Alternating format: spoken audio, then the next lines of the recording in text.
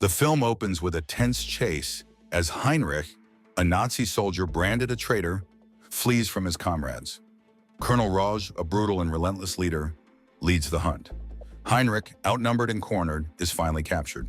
Once in custody, he faces a trial in front of his fellow soldiers. Rauch accuses him of desertion in the face of war's growing uncertainty. But Heinrich's real reason for abandoning his post was his refusal to kill innocent people. He sees Germany as a nation lost to bloodshed. Despite his protests, Heinrich's defiance is met with swift punishment. In a chilling final moment, Rauch's assistant, Dorfler, carries out the execution by hanging. As Heinrich takes his last breaths, he glimpses the shadows of his wife and daughter, their faces fading as his heartbeat slows, his breath growing faint. But just as his life slips away, a compassionate woman, Elsa, intervenes and rescues him. Heinrich regains consciousness hours later, finding himself in Elsa's care. She, along with her brother, Paul, who suffers from mental illness, nurses him back to health using herbal remedies and soothing massages. As they tend to his wounds, the three begin to form a bond, sharing stories and learning about each other's lives. Meanwhile, Colonel Rauch searches for the Lowenstein family's house, questioning the local mayor, Robert. But Robert is puzzled. He had already expelled the city's Jewish residents, leaving only empty ruins behind. Rauch presses him about any belongings from the house, but the villagers looted them long ago. Undeterred, Rauch insists on searching through the wreckage for anything of value. As this unfolds, Robert's actions begin to raise suspicions. His close relationship with his mistress, Sonia, hints at deeper knowledge of the house's secrets. Later, as Heinrich shared a meal with Elsa and Paul, he couldn't shake the question that had been on his mind. Why was Elsa helping him? Elsa's response came quickly, her voice steady but filled with resolve. She revealed her deep-seated hatred for the Nazi troops who had killed her father. That evening, Dorfler and Rauch visited the tavern and inn run by Robert. The warmth of the food and wine offered brief comfort, but the tension was still palpable. The interactions between Rauch and Robert made one thing clear. Rauch's higher rank allowed him to act without restraint. He swiftly took control of the inn, dismissing civilians and turning it into his temporary headquarters. The following morning, Rauch wasted no time. He ordered the local residents to demolish the Lowenstein house, intent on finding a hidden piece of gold. But Dorfler, with a weary tone, cautioned Rauch. The arrival of French and American troops was imminent, and their own soldiers were drained. The search for gold, Dorfler argued, would only put them at a disadvantage when facing the enemy. Rauch, however, dismissed the warning. He was determined to continue the hunt for the gold. With a commanding tone, he instructed Dorfler to gather more supplies. Meanwhile, Heinrich, having just woken up, said his goodbyes to Elsa. He thanked her for her kindness, but there was no time to waste. He needed to find his daughter, the one who had survived a bombing that had taken his wife's life. Elsa, with a heavy heart, understood and reluctantly let him go. Their moment of parting was abruptly interrupted. Nazi soldiers, led by Dorfler, stormed in, searching the area for livestock. Dorfler, with his usual sense of control, ordered his men to seize Elsa's chickens, disrupting their brief farewell. Elsa stood firm, gripping her weapon tightly, refusing to let the soldiers take her animals.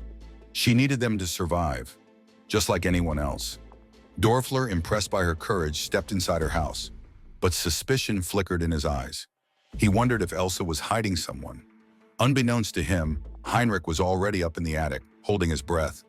Elsa quickly deflected his questions, explaining that she only lived with Paul and her fiancé was away at war. But Dorfler wasn't satisfied. In a flash, he snatched Elsa's locket. Anger surged within her. She lunged at him, trying to get it back. From above, Heinrich watched the struggle unfold. Unable to stand by any longer, he leapt into action. Within moments, he took down Dorfler's men with precision. Dorfler barely managed to escape in a car, but Heinrich wasn't done. He wiped out the rest of the soldiers in no time. Realizing the danger, Heinrich grabbed Elsa and Paul, determined to get them out before Dorfler could report them to Rauch. They quickly gathered weapons and supplies, preparing for what lay ahead. As they made their way through the forest, Paul suddenly insisted on returning to tend to her cow.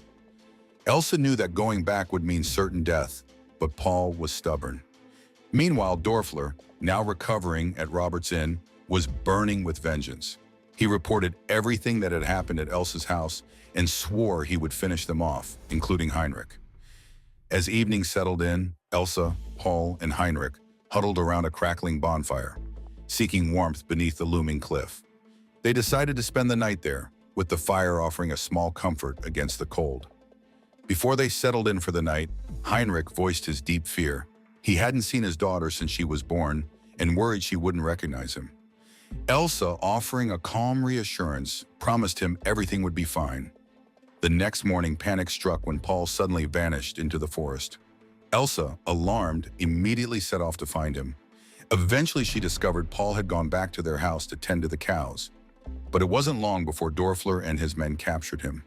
Under brutal interrogation, Paul was forced to give up the whereabouts of Elsa and Heinrich. In an attempt to break his spirit, Dorfler shot Paul's prize cow and set fire to his house, burning it down along with the bodies of the Nazi soldiers Heinrich had killed. From a distance, Elsa watched in horror as her brother was taken by Dorfler, her cries of anguish filling the air.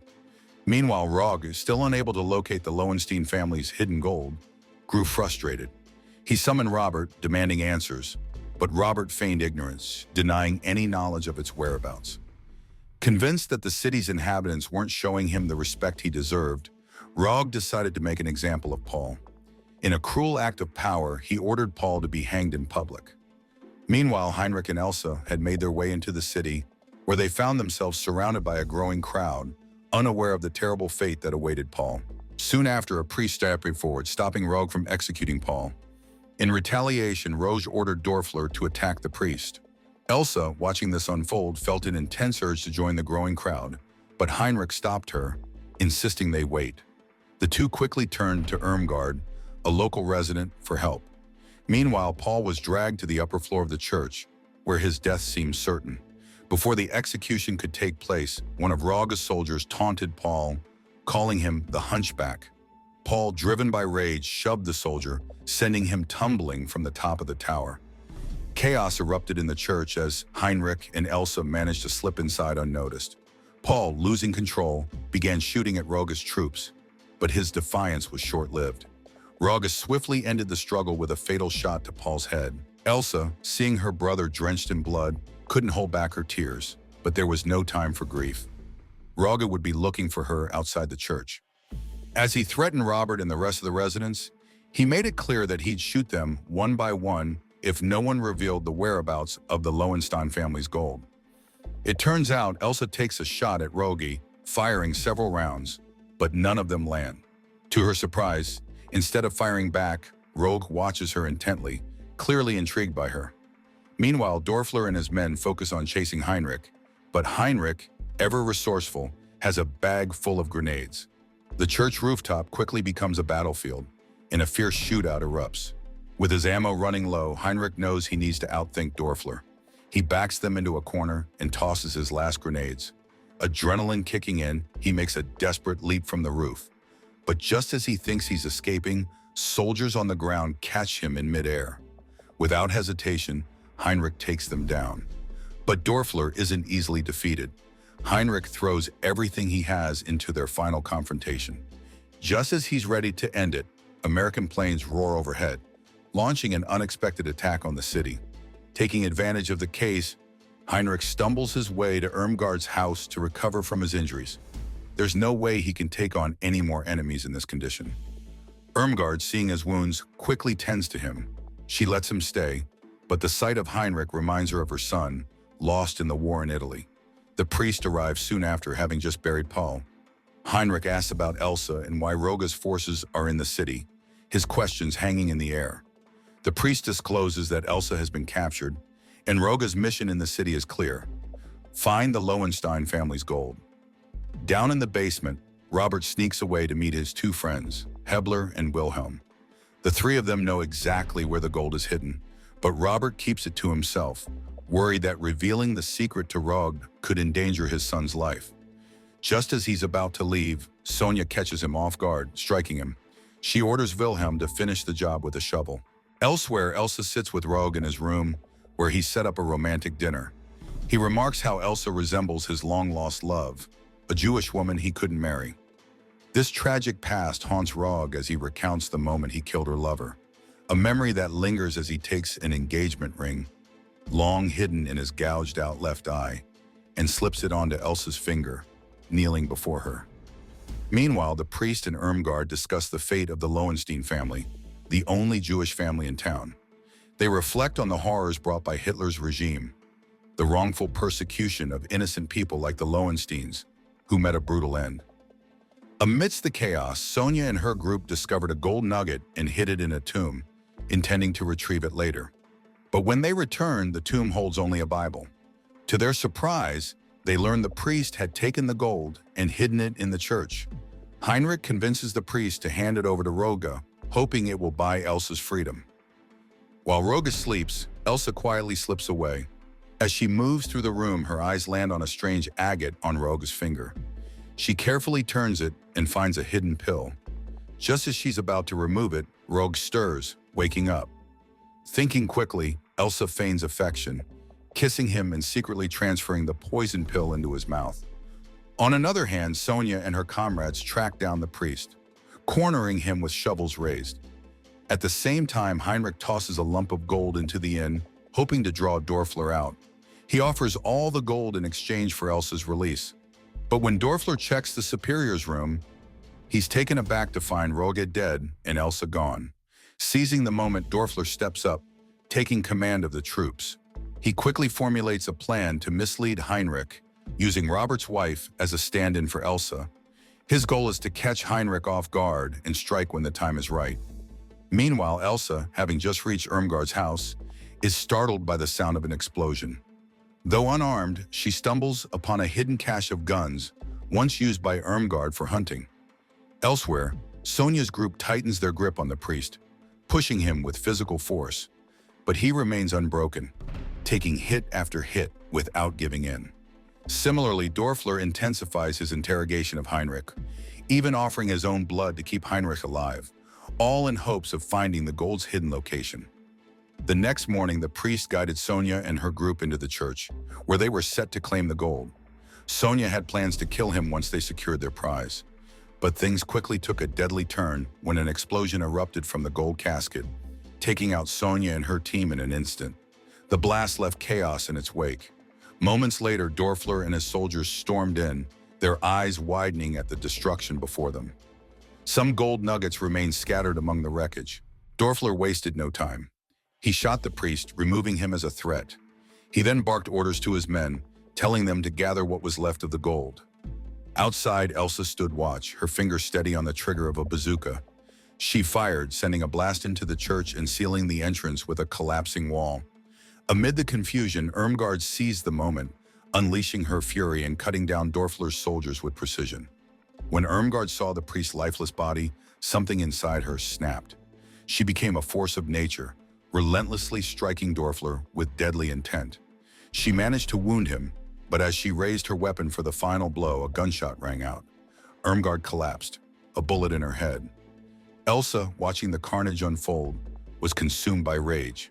Refusing to accept the loss, she entered a fierce gunfight, taking out Dorfler's men one by one. Yet despite the stab wound, Dorfler rose. With renewed strength, he struck Elsa down. Confident in his victory, he stood over her, prepared to finish what she had started. Heinrich, fueled by a surge of strength, strangled Elsa with a ferocity that seemed to bring him back to life. With a final, vengeful burst of energy, he turned on Dorfler, beating him mercilessly until he lay motionless. In his last act of defiance, Heinrich shoved gold into Dorfler's mouth, a cruel symbol of his victory. Quickly, he and Elsa fled the church, leaving the chaos behind. Meanwhile, Dorfler's surviving men saw an opportunity for themselves. They believed the remaining gold would make them rich, but their celebration was short-lived. Out of nowhere, Sonia rose from the shadows, her gun blazing. She wiped out the Nazi soldiers and claimed the gold for herself, disappearing into the night. But Sonia's newfound fortune came at a steep price. American soldiers, fresh off the news of Hitler's death, soon found her. In their armored tanks, they relentlessly hunted her down. Sonia's gold, once her ticket to a new life, was now in the hands of the Americans. In the end, Heinrich invited Elsa to join him on a journey to Hagen, where they would be reunited with his daughter.